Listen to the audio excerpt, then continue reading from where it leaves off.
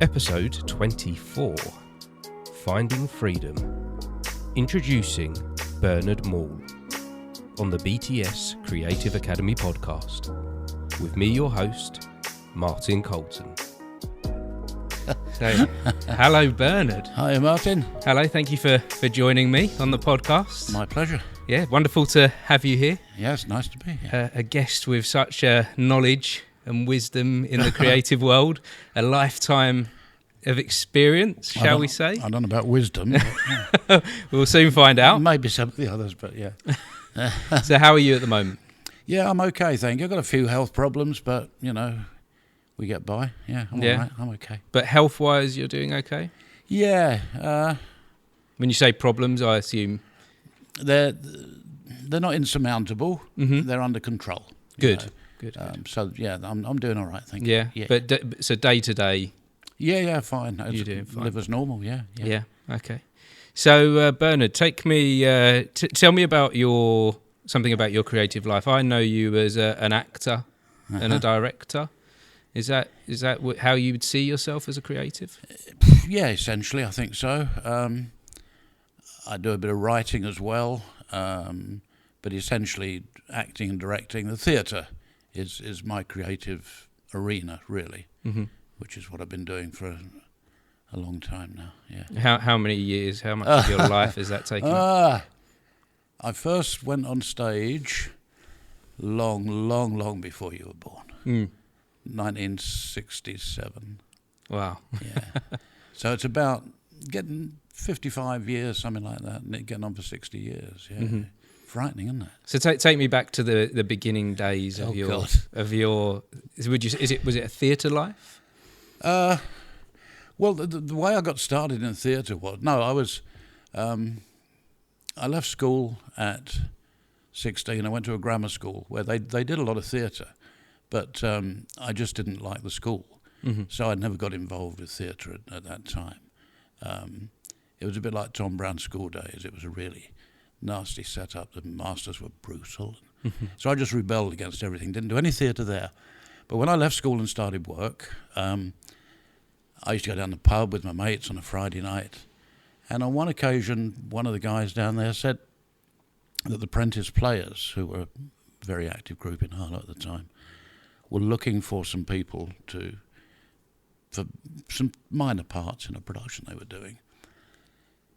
So me and another guy went along, and that was quite curious because they were doing a play called Lysistrata, which is a Greek comedy by Aristophanes, and I went along with my friend. They were rehearsing at the old technical college in Harlow in those days, and as we walked in, they were in the middle of rehearsal at the end of this big hall with a wooden floor.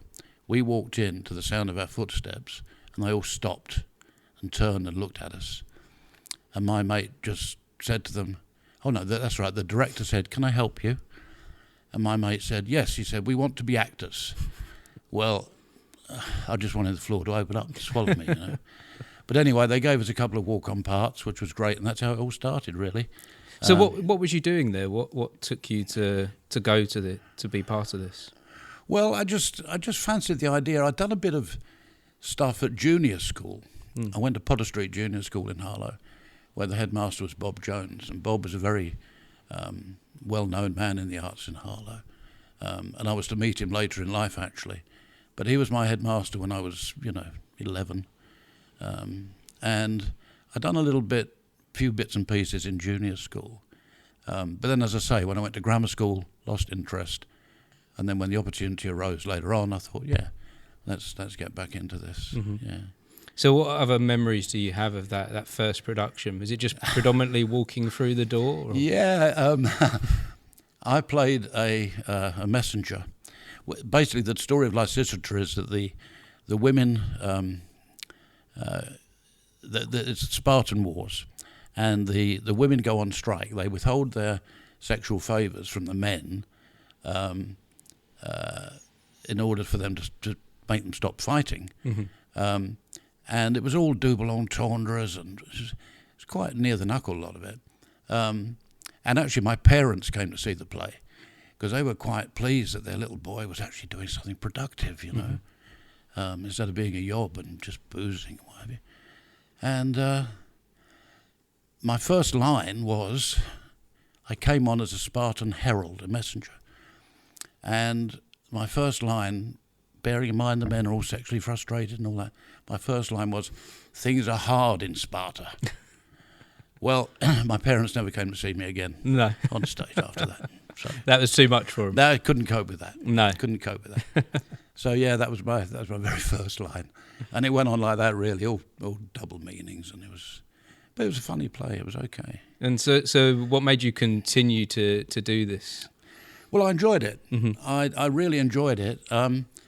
And there was a party after the play, and there was a guy at this party who I hadn't met, called me over, and he said, I enjoyed what you did. He said, are you thinking of doing any more? I said, yeah, might quite like to. And unbeknown to me, he was at that time the leading man in Harlow, a guy called John Tipper, and he'd played Hamlet, he'd done all sorts of stuff, terrific actor. And so he actually got me a part in the next play, which he was in, and he sort of mentored me for some while, and it just went on from there. And I think having somebody mentor you is quite important, because I know you've experienced that. Yes, yeah. With Lawrence. Lawrence, that's yes, right, yeah. And it's terrific when somebody takes that much of an interest in you, sees something in you that they think can be developed. Yes, it's really, really. It's nice when it's nice. Sometimes you can find that in family, and you can find that in friends, but there's something different about it when someone comes into your life unexpected. Exactly, an outsider, a complete outsider, and they give you a bit of guidance, and they show you a path. Exactly, yeah, and that's what John did for me. Without showing me how to do it, I just watched him and learned from him, and he gave me a few tips and bits of advice, and he was terrific. So it just went on from there, really. Would you give any advice to someone seeking a mentor? I don't know if you can actually seek out a mentor. I think it probably just has to happen. I think somebody has to see something in you. Although I suppose, if you're an actor, for example, and you find yourself working with a really good director, you could say to them, look, I really enjoyed working with you. Can you help me along in future? You could do that, I suppose. Yeah, ask for a bit of guidance. Ask for a bit of direction. Sure, yeah. I don't think there's any shame in that. None whatsoever, no. Because none of us know everything, do we? And that's a lot of what I'm trying to achieve here with the podcast is to get some information and guidance from others. If for myself, and for anyone watching and listening, because to hear your story can be could open up great paths for people, couldn't it? It's possible. It's possible. Possible. There's the potential for that. So what happened? What happened next then? Did you? Because as I understand it, you were one of the founding members of Harlow Theatre Company, the main amateur dramatics society in the town. Yeah. I worked for the Prentice Players for a number of years, did all sorts of parts with them. And Bob Jones, who I mentioned earlier, who was my headmaster at Potter Street Junior School, was the leading light of the Prentice Players. He formed the Prentice Players, in fact. So I got to know Bob in a different capacity in the Prentice Players. But, and this is in the late 60s, early 70s, but the amateur companies in Harlow, there was the Netzel Players, Moot House Players, Prentice Players, Harlow Youth Theatre, I think, were all struggling, mainly for directors. There weren't that many directors willing to take on a play, because it's a lot of work, as you know, it's a lot of responsibility. So we were struggling for directors, and it was suggested, I think, by Gordon Hewlett, who again was a big noise in the arts in the town, that we might look at merging the companies. And Margaret Lambert, who I'd worked with a lot of years, a very good actress and director, and again a leading light in The Apprentice Players, actually put an advert in the local paper inviting people to attend a meeting at the Harlow Playhouse, which previously we'd been working in schools and colleges and stuff, but now we had the Playhouse, to a meeting for anyone interested in forming a new theatre company. And when it came to it, we were just bowled over by the number of people that turned up. Mm-hmm. We had the meeting in the committee room at the Playhouse one evening, and there was an overspill. We couldn't contain everybody in that large room. There were probably 80 to 100 people. And we talked about the idea of forming a new company, which we did. I was elected chairman, and various other officers came on board.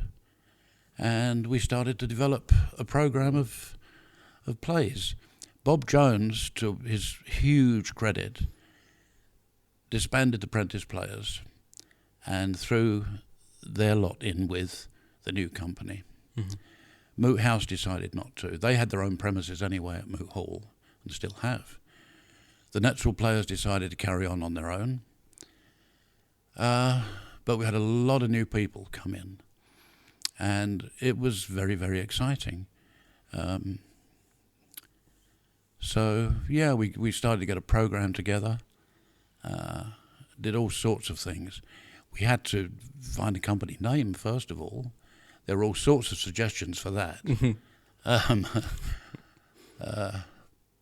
I made the decision, ultimately, that it would be called Harlow Theatre Company. Right, okay. Because I thought it needed to embrace the town. Mm-hmm. And at that point, was it still considered a fairly new town? Well, Harlow had been established since the 50s. Okay. As a new town. Mm-hmm. I grew up in the new town, actually. Excuse me. So, yeah, Harlow Theatre Company it was. And we really became almost like a repertory company. We were doing 8 to 10 productions a year, mainly in the studio theatre in the Playhouse, but also on the main stage. Mm-hmm. I directed the first production, and actually appeared in it, played the lead in it. It was rather egotistical of me, I suppose. Yeah, and that's a hard thing to find, that balance of your ego and trying to follow what craft that you do. Well, I chose the play, I directed it, I was in it, but the reason I chose it was it didn't require a huge set. It was a play called After the Rain by John Bowen. Didn't need a huge set, but I suppose I was being a bit like the old actor managers of old, you know, the old Henry Irvings and the Beerbone Trees, all these people who did everything, you know. Mm-hmm. And at the same time, I'm organising T-shirts, posters, the lot, you know. Mm-hmm. And I had a lot of energy, but obviously a lot of ego too. Yeah. But we did it. And I guess the ego is not always a bad thing when it comes to driving your craft. Yeah, I think forward. you need a certain amount of it, I guess. It's balance, isn't it, really? Yeah, I guess. It's a fine balance. The ego becomes a problem when it takes over. Exactly, yeah.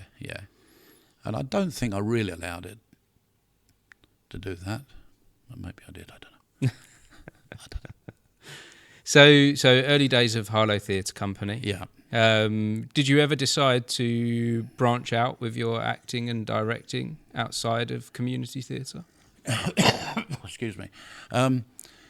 No, not really. At that time, I was married with a young family, and I've spoken to other people about this. I spoke to John Tipper about it, actually, because John was a really, really good actor. Mm. And strangely enough, after all these years, I met him about 3 or 4 years ago. Met him again after, 40 years. Mm. And I said to him then, did you never consider going professional, or trying to go professional? And John could have done. He was terrific. And he said the same thing. No, he had wife and a small family at the time. But people he'd worked with had gone professional and done really well. What was the guy's name? It'll come to me, I can't remember. Had his own television series. And, a lot of people have done very well in the profession through the amateur, I don't know the word amateur, but you know what I mean, through the amateur ranks. Joanna Bacon, for example. I worked with Jo loads of times, directed Jo, acted with her. She's incredibly successful now, doing really, really well, and has done for some years. So yes, people can progress from local theatre to the professional world and do well. But it's a huge risk. And if you've got a young family, which I had at the time, it wasn't on really. And do you have to progress into the professional world? No. I mean, I've had huge satisfaction, huge pleasures over the years doing local theatre. And I've had the opportunity to play parts, to direct plays that I've just absolutely loved. So, no, you don't have to. Tell me more about those pleasures and loves. Where does your mind go to if you think about your time in theatre? Well, I've been very fortunate to play a lot of interesting roles. Been very fortunate to work with some lovely people, some really talented people. And I've been fortunate to have a certain amount of choice in what I've been able to do in terms of directing and acting. So, huge amount of pleasure over the years. Yeah. Good. That's just nice to hear that you've had that. Has there been other areas in your life that you can compare that kind of the feelings to? Only in terms of having children.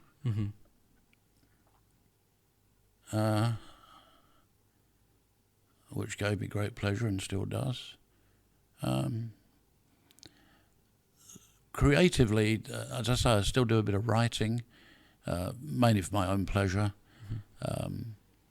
But there's nothing really I can compare to life in the theatre. That to me, I don't know what else I could have done in the last 55 odd years, whatever it is, as a fulfilling hobby. I don't know what else I could have done. Why do you think it gives you so much fulfilment? I know I get a lot of fulfilment from it. That's such a difficult question. It does it in lots of different ways. One is working with other people and the friendships and the bonds that you form. Now, it may only be for a short period. It might be for a 2 or 3 month rehearsal period and a performance or whatever. You might drift apart and never see each other again. Others, you would form a permanent friendship, like we have, and I have with so many others, and I'm sure you have too. I know you have. So there's that to it. That is fantastic. It's unique and special, isn't it? I think so. And I didn't even realise for a very long time that was something that I enjoyed about doing this. Yeah. Because it kind of goes unsaid, but when you're doing theatre and community theatre, you build a small family. Yeah. And you build connections that are separate to work, separate to family. Yeah. New friendships that have a connection that's different. Yeah. To other connections. Yeah. And it's given me a great fulfillment in my life. Yeah. That alone. Yeah. And I didn't realise it for a long time. No. You don't, because you're just in it. That's it. And you're in the process. Yeah. And that's outside of the creativeness, isn't it? That's outside of the. The thing is, when you're doing a play, you're all dependent on each other. So there has to be a lot of trust, and with trust, you form a friendship and a bond, as I said earlier. But you are so dependent on each other, and that's a great thing, I think. And you learn from each other, and you can form really lifelong friendships, which I've done. So that's very satisfying. But the other thing I actually enjoy the rehearsal process as much, if not more, than the actual performance. I really enjoy studying the text of a play, the script, developing a character, working with the other actors. There's so much to do there, and you get so engrossed in it, as you know, that whatever other problems you've got going on outside in the real world, for however long you're rehearsing, a rehearsal period, say, of 2 or 3 hours, whatever it might be, they're all forgotten. You can switch gone. off from You them. can switch off from reality. And I suppose that says something about us as actors, that do we need this? Do we need to switch off from reality? Are we the sort of people that somehow we're not quite coping with reality? We have to become other people to function. Yeah, but does anyone cope with reality? No, I think a lot of people struggle, don't they? They struggle to find peace within their own life. Yeah. But if you can find a thing that you enjoy and you can embrace, and you can take a hold of acting, in that moment, the problems in your life can be just put to one side for 2 or 3 hours of an evening. Yeah. You don't have to constantly be fighting a battle, do you? No. But also, you might be kidding yourself, or I might be kidding myself, but during the course of doing a play and developing a character and becoming this other character, you're actually becoming somebody else. You're no longer yourself for however long you're doing it. There's a thing in theatre known as second state, which is you become completely divorced from yourself during a performance, and that everything you're doing is that character. None of yourself remains. I've had that happen to me twice, where I felt as though I'm actually flying and I've become this other person. I don't have to think about my lines, I don't have to think about my moves or the other. I am that person. A flow state. It's called second state. It's actually called second state. Right, okay. Because Well, I would say I've experienced this a few times myself, but didn't realise it was a real thing. Oh, yeah. It's known as second state, where you go into another level where yourself has gone and you are, for however long it is, you are that other person, that other character. And it's a fantastic thing to experience. Yes, yeah. And actually, I often long for that.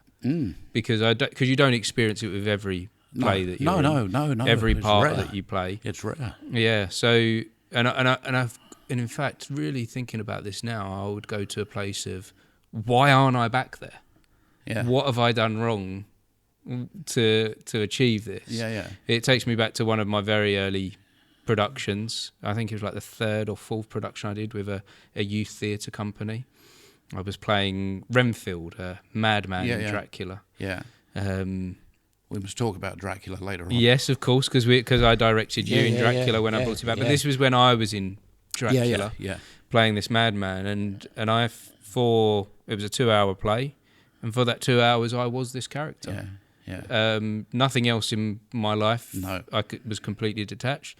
There were no other thoughts running through my brain. That's it. Other than those of the character. Yeah. I felt it within that. Have I felt it again since? My mind doesn't jump somewhere instantly, but I've definitely longed for it. I've definitely found myself in a place of, why aren't I achieving this again? What am I doing wrong? Yeah. How can I reabsorb? Yeah. Reabsorb that. It's an amazing experience when it happens. It's rare. So what do you think kickstarts that? What do you think gets you to that place? I'm not sure. Is it an Martin. accident? Well, no, I'm really not sure. Because it's only happened to me a couple of times, it's such a rare thing. I don't know what triggered it. I really don't know. Hard work is a lot to do with it, hard work during rehearsal. being confident with what you're doing, Mm-hmm. be happy with the character you've developed, be happy that you're doing the playwright's intentions or what the playwright intended. But I really don't know. Within this conversation, I think I've unlocked that it could potentially be from a place of trust.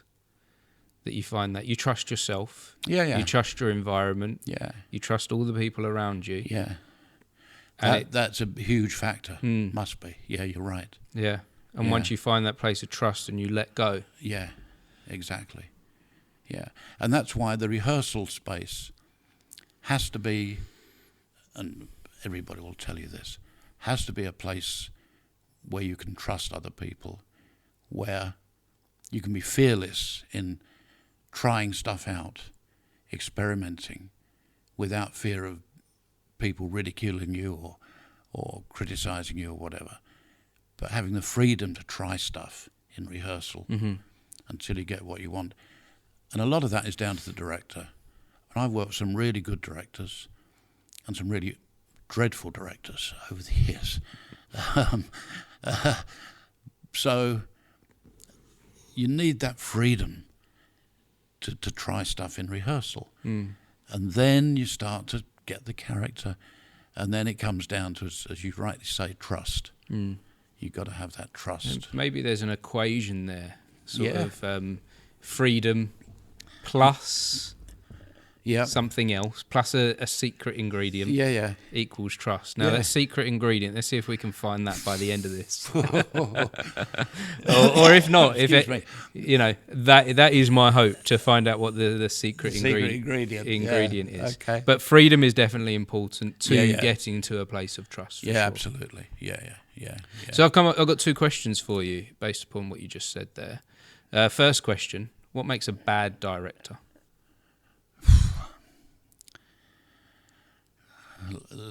There's lots of different directors, bad directors.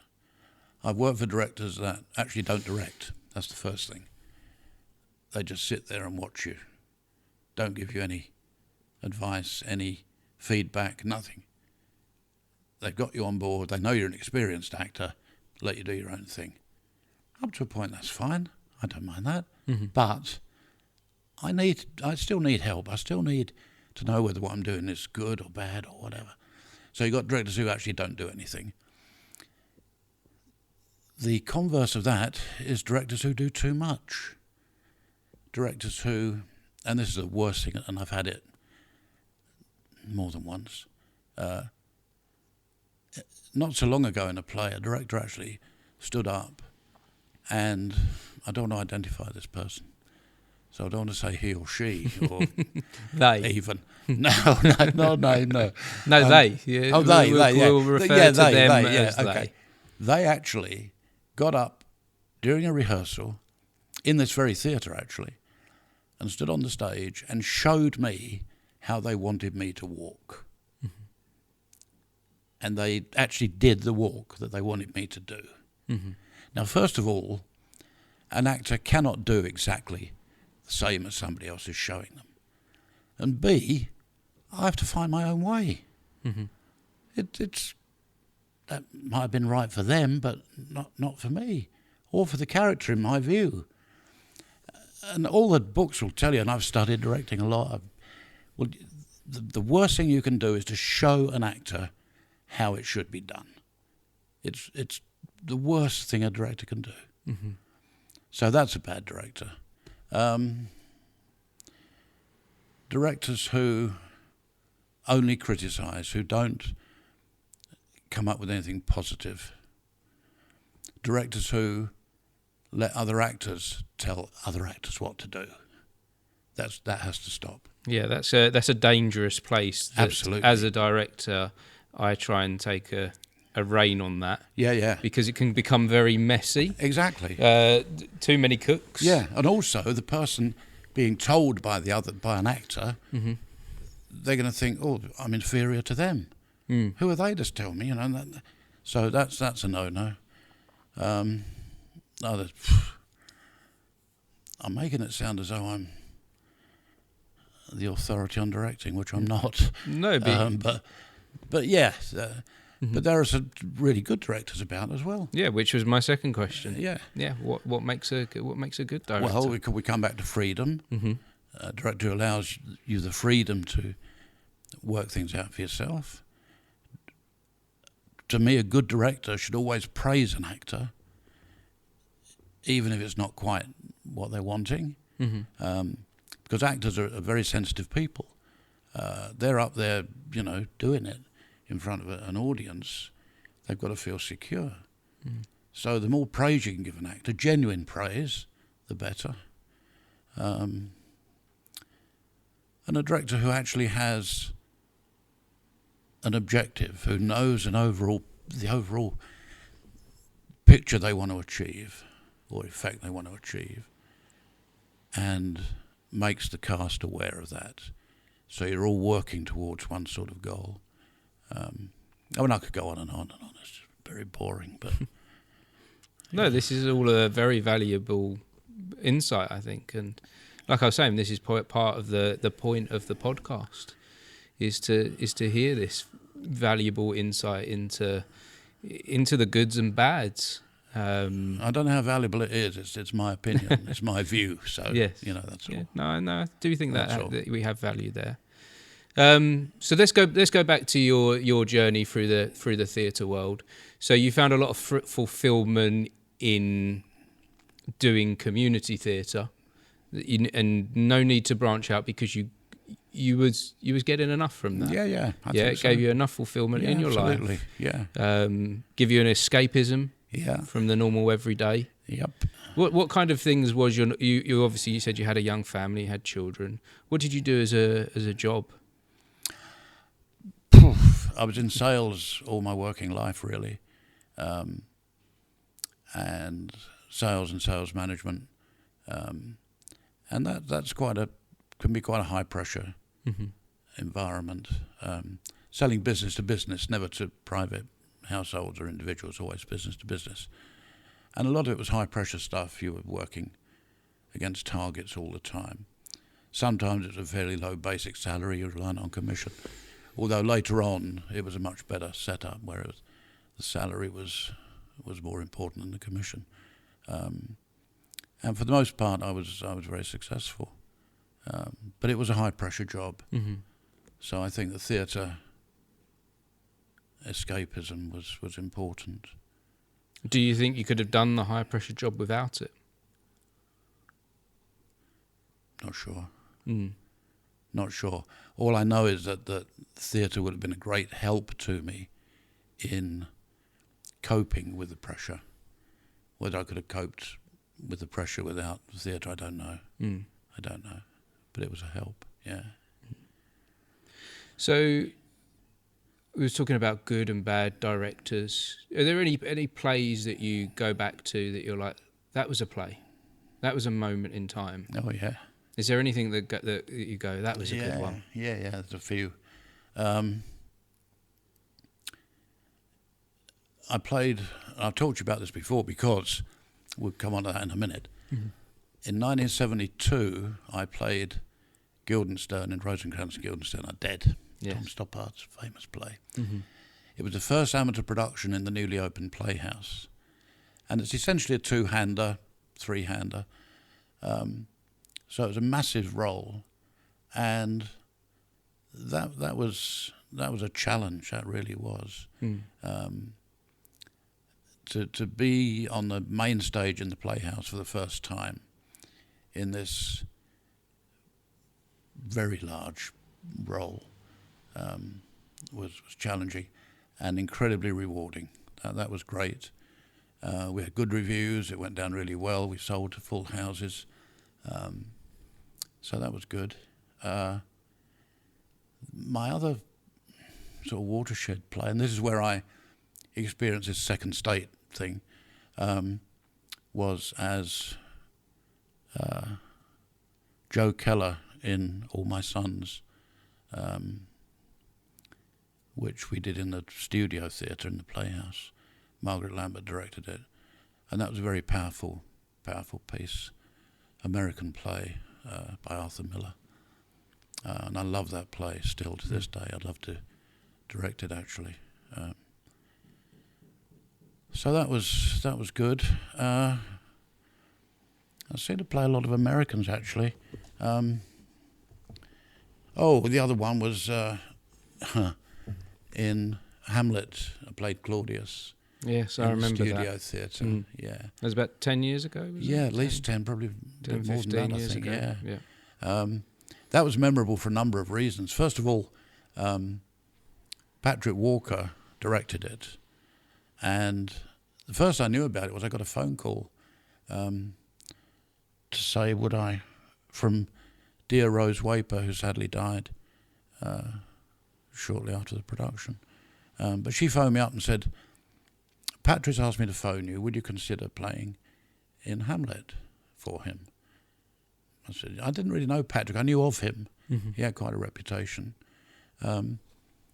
He's interested in you playing Claudius, the evil king. I said, yeah, okay.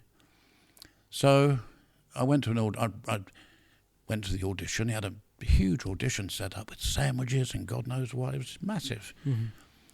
And although I knew he wanted me to play it, he asked me to read a piece, from Shakespeare piece. Mm-hmm. And I decided to read an extract from Macbeth, not knowing that he'd recently played Macbeth himself. So anyway, I did that and that was okay. Then he got me to read a bit of Claudius' speech.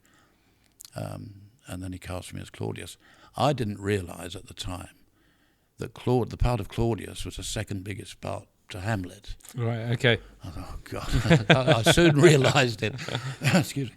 And, but it was really enjoyable, very enjoyable. And I worked with Jim Thompson, mm-hmm. Who played Laertes. And Jim will tell you that one of his all-time favourite scenes in all his time in community theatre, and that's a lot of years too, mm-hmm. was a scene Jim and I had together, and it's one of my favourite scenes ever, mm-hmm. where we were plotting how to kill Hamlet, and it was a wonderful scene. The atmosphere, and Jim and I just sparked off each other, which was great. And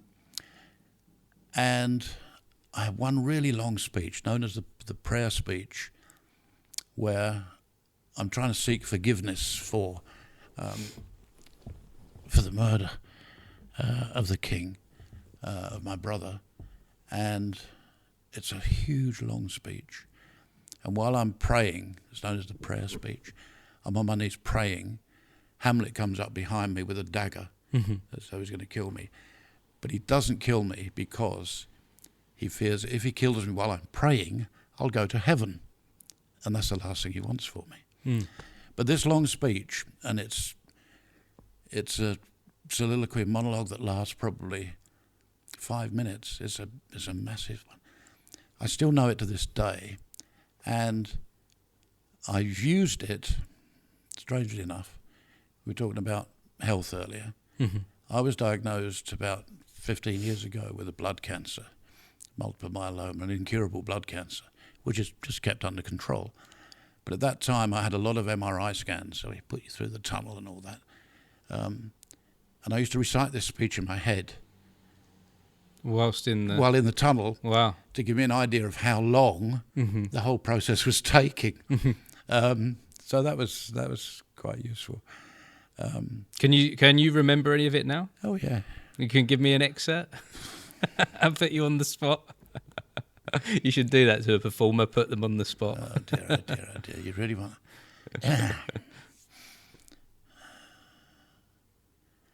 Okay, all right. Is it coming to you? Yeah. Oh, it's there? Oh, yeah. Oh. I don't know how far I'll get with it. But no, just a moment. Just okay. A moment or two. Okay. Oh, my offence is rank. It smells to heaven. Oh, that's how far I've got. Brother's going to go. That's gone. I do know. We'll come back to it later. Yeah. We'll come back to that because I was putting you on the. I was putting you on the spot there. Brother's murder. Yeah. No. We'll come back. Yeah. Forget it. We'll revisit. Yeah. Okay. So, but that was very significant to you, and that actually helps you through a difficult time. Yeah, for sure. Oh, my fence is rank, it smells to heaven, a brother's murder. Pray can I... And there's one bit you have to do in one breath, a long speech. Pray can I not, though my inclination is sharp. I forget. No, sorry. When you're on the spot, it will never come yeah, to you. yeah, So that was unfair. No, it did help me through. So it must have been more than 15 years ago that we did Hamlet. But Patrick was amazing, the director. You'd be in rehearsal, and as you know, in rehearsal you put the book down, you're struggling with the lines a bit. Patrick helped every actor with a prompt in rehearsal if they stumbled on a line. He knew that whole play, every part. Yeah. And he could prompt you without looking at a book. Incredible. Yeah, a couple of years back, by accident, I bumped into... I was studying Hamlet at the time. During lockdown, it was a personal project of mine to study Hamlet. I was going to direct it and be in it. Yeah, I was considering doing that. But then I had this idea that I was going to put together a show reel of material, and within that show reel, I wanted a piece of Hamlet to be in there. And studying the to be or not to be section of the script, I'm round Jim Thompson's, and we're in his kitchen. And Patrick Walker doesn't live in this part of the country anymore. No. He walked past the window. Wow. He was visiting Harlow that day. How weird is that? And whilst me and Jim are there talking about Hamlet, Patrick walks past. How weird. At that moment. So, of course, we go out there and called him in, say hello to him. Brilliant. He sits down. And got this invaluable insight into Hamlet. Yeah. For me, a couple of days before I'm about to shoot this showreel scene. Yeah. Which was, the way that the universe works sometimes is weird. Yeah. Because if there was anyone that I needed advice for at that moment... He was your man. He was the person. Yeah. And he was there. That's weird. That's a bit frightening. It is. It is. And one of the things that I was trying to do with that show reel that didn't go so well is that I was trying to self-direct. I was trying to self-direct my acting, and that's something that I would stay clear of in the future because you can't take that view, that outside objective view outside of yourself in the moment. That's right. When you're concentrating on delivering the lines in such way, if you miss a beat or you miss a move or a look or a feel, you can't see that. No, you need somebody to... You need someone outside. Pick it up. Yeah. So the showreel thing didn't go as well as I had hoped. However, it was wonderful to have that feedback from Patrick. Amazing. And that insight. Amazing. Because he is someone that I think he was telling me at the time that he has like 10 or 12 different editions of the script. Yeah. And it's his he knows it inside out, backwards. Can we have a quick break? Of course we can. Yeah, I think that's a good moment to stop on. Okay. We'll have a break and we'll come back for part 2. Okay, that's brilliant. Right. Thanks, Martin. Thank you, Bernard. Let's take a moment. Okay.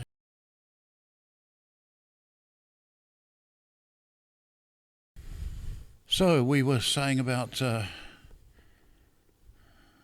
were we talking about? We were talking about Hamlet. We got to Hamlet. Yeah. And Patrick Walker. And Walker and his incredible intensity into Hamlet and his love for it. Yeah. Which is something quite unique. It is. It was amazing. The fact he knew the whole play. When he directed, he actually cut out... I mean, Hamlet's about 4 odd hours, He cut it down to about 3, I think. Right. He took out a lot of the political stuff, which was not crucial to the basic plot. He did a great job, And Rose Waper died not long after the production. Lovely, lovely lady. I worked with her lots of times. We often played husband and wife, actually. We played husband and wife in All My Sons. We played it in Hamlet. She played Gertrude. We played husband and wife in another play, The Price, by Arthur Miller. And it was very sad. She died, as I say, a few months after the after the production. But lost a lot of friends over the years, but that's the other drawback, I suppose. There we are.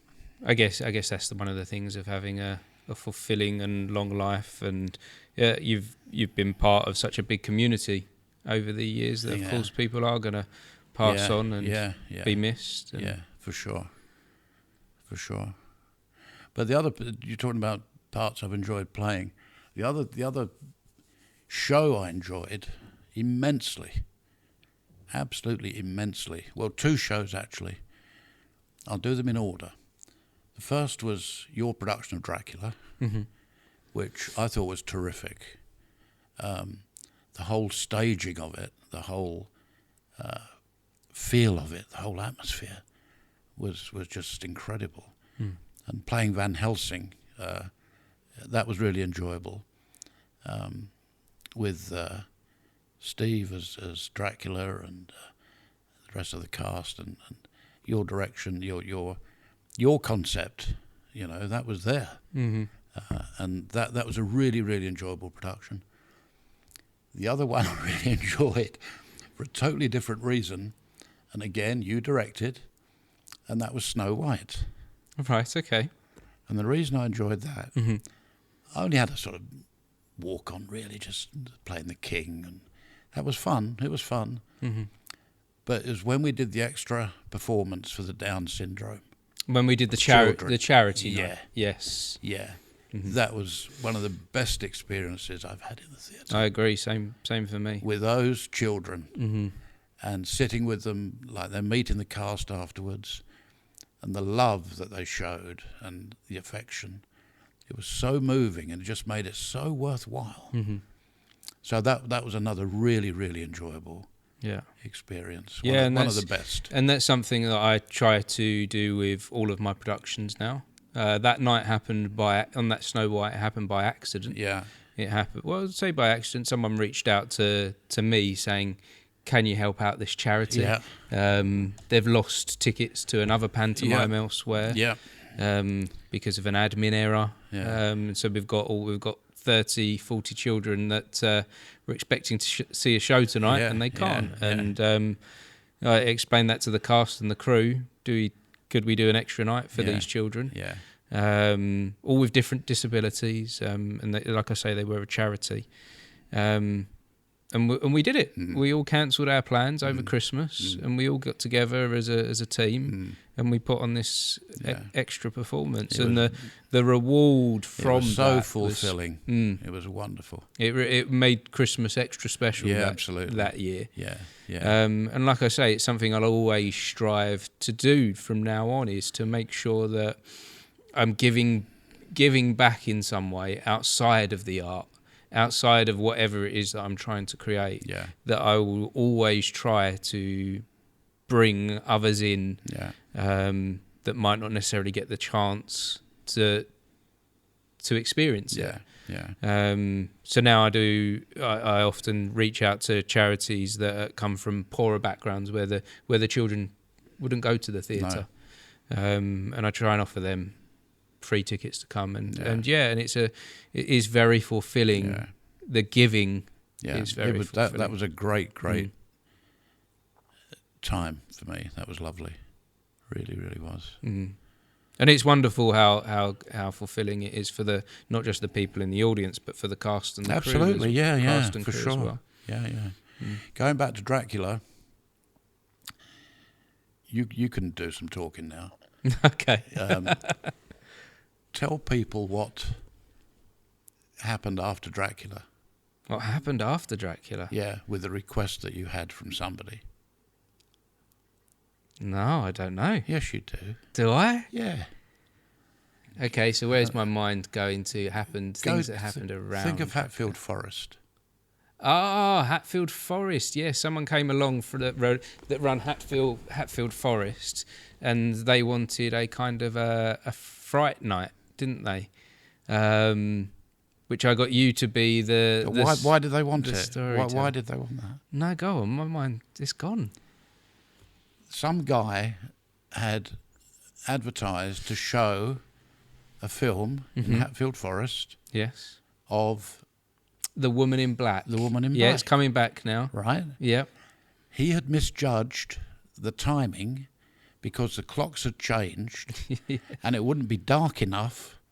I think he'd advertised the show to start at 8 o'clock or something. But it would Or have. 7:30. But with an outside cinema, you had to wait till 9, half 9. Exactly. Yes. So he needed a filler before he showed the film. Yes. So you and I were the filler. Yes. Well, you were the filler. I'd organised you to be a one man storyteller, a one man play, a God, one man storyteller in the middle of Hatfield Forest. Yeah, yes, God. That was a unique experience in itself. It was. Yeah, Ooh. someone coming to you going, help me fill up an hour and a half. Yeah. And here's a very small budget, and what can you do? It was a unique experience for me. We got me togged up in some weird clothing, didn't we? The hat and God knows what. Yes, yeah. And I think I got about 3 or 4 short horror stories to read. And as I'm sort of checking sound levels and all that, because I think I had a microphone. Yes.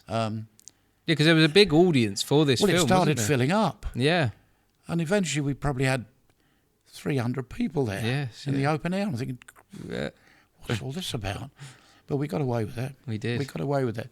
And it's my boast today that there was a poster done obviously at short notice. And my boast today is that I share a billing with Daniel Radcliffe. Daniel Radcliffe. Yes, it's me as a storyteller and Daniel Radcliffe on the same poster.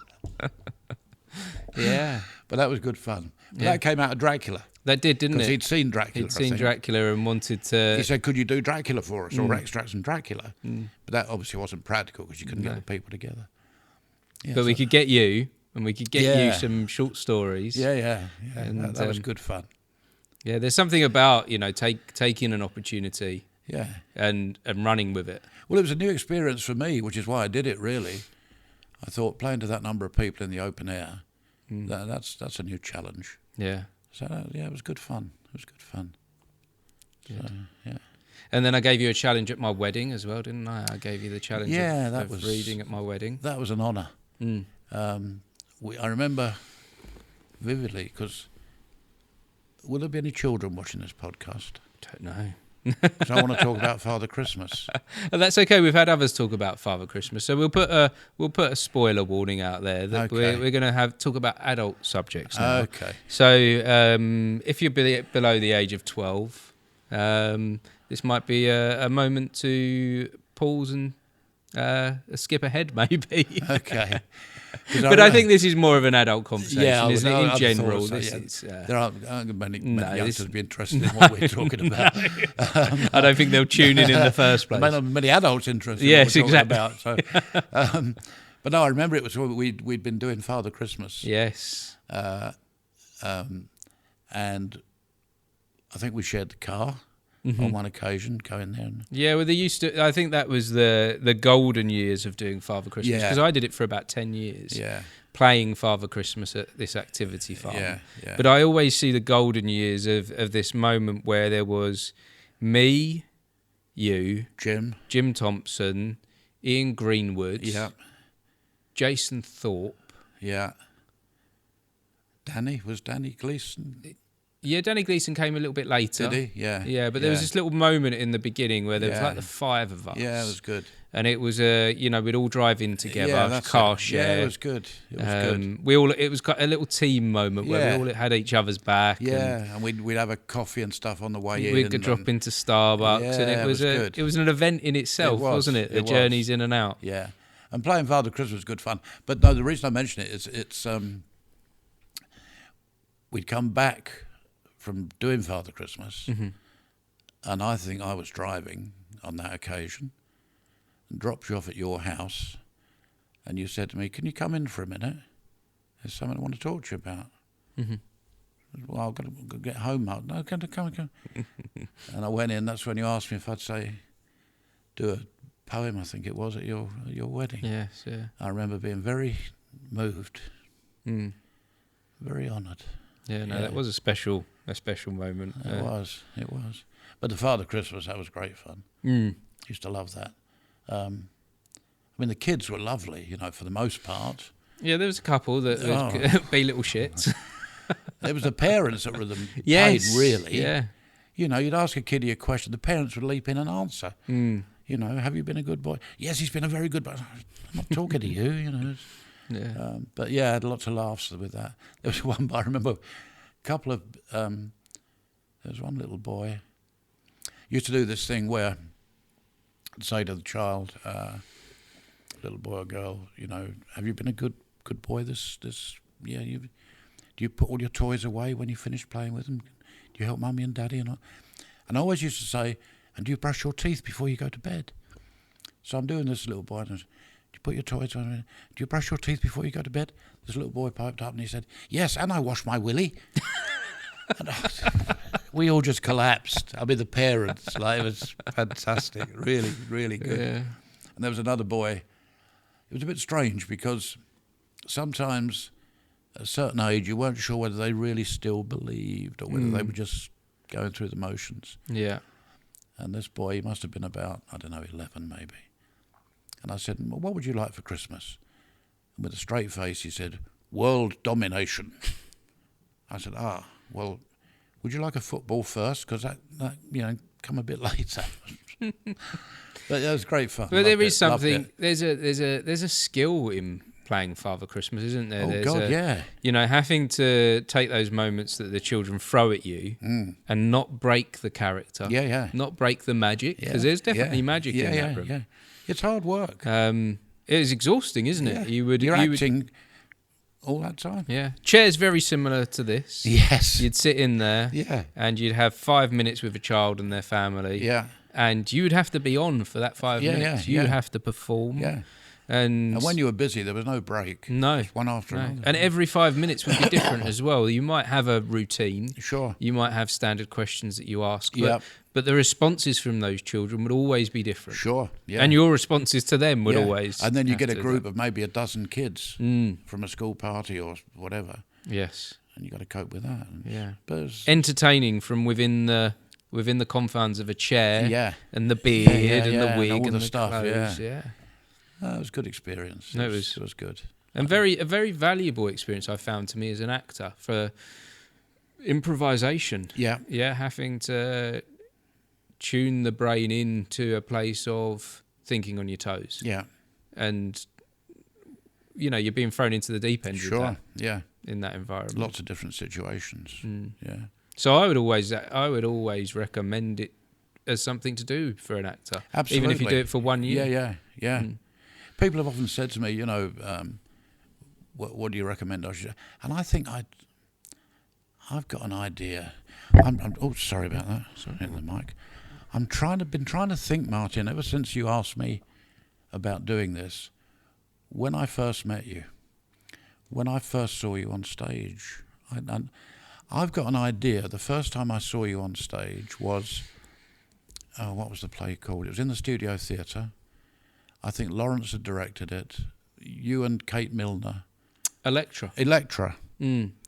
How long ago would that have been? That was either 2007 or 2008. That recent? Oh, I knew you before that. 2007 was quite a while ago. I suppose it is. Yeah, that was 14 years ago. I've known you longer than that, though. I don't know. Anyway, I've been trying to think about that because I seem to remember, and I'm not sure if it was you or somebody else.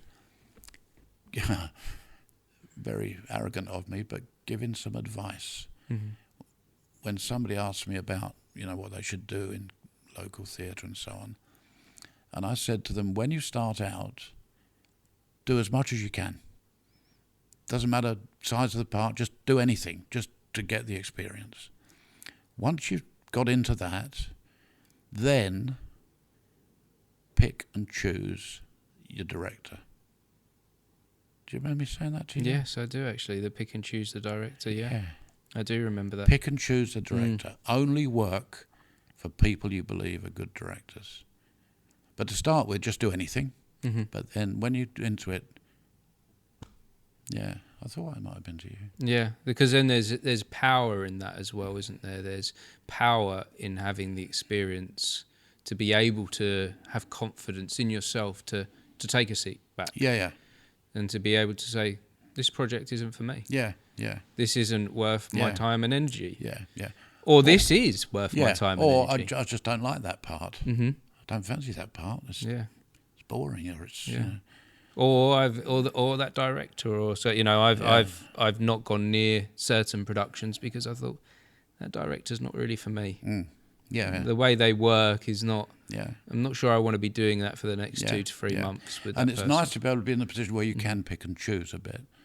I remember Doris Palmer was in a way she was a good director. Do you remember Doris? I don't know. Okay. She formed her own. She was an ex-professional actress. Formed her own company called Centre Stage Productions. I've heard of Centre Stage Productions. I did quite a lot of work for them when I left Hello Theatre Company, and she had this really clever way of getting good people. She wasn't a great director. Mm-hmm. She chose some good plays, but always got good people. So her productions were usually pretty good. But she used to do this thing where she would phone me up and say, "Oh, Bernard, would you play so and so for me in such and such a play?" I said, "Well, when is it? Let me read it, Doris. See when." Oh, yes, okay. Well, so I'd read it and I didn't fancy it much, and then she'd phone back about 6 weeks later and say, "Oh, first rehearsal next week. You will be there, won't you?" I said, "No." I said, "No, I said I'd do it." So she can't let us down now, and she coerced you into doing stuff. That's how clever she was. So you weren't able to say no to Doris for some reason. But I think it's good that if you can get into a position where you can pick and choose a bit. And I remember saying to you not that long ago,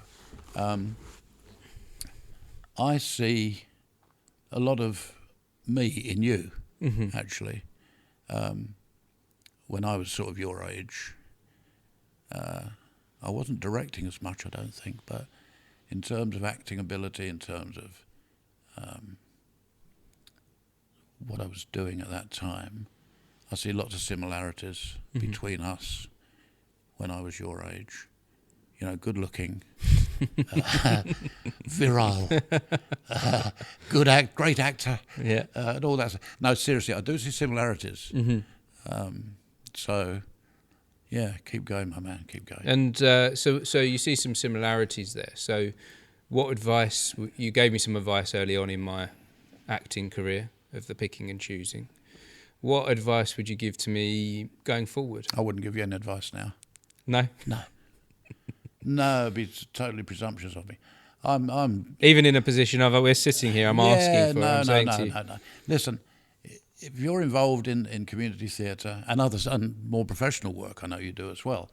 You're at an age where you're going like that, right? I'm at an age where I'm that, because I haven't done any acting now not serious acting. Did a couple of little bits, but for about 5 years. I've directed, so no, I wouldn't deign to give you advice now. Wouldn't do it, mate. Wouldn't do it. What advice would you give to yourself, looking back at this point? And if you could go back to that midpoint of your acting career. There are some regrets. There's stuff I would like to have done, parts I would like to have played that I never did. But no, I wouldn't really change anything. I'm not sure I could have changed anything, really.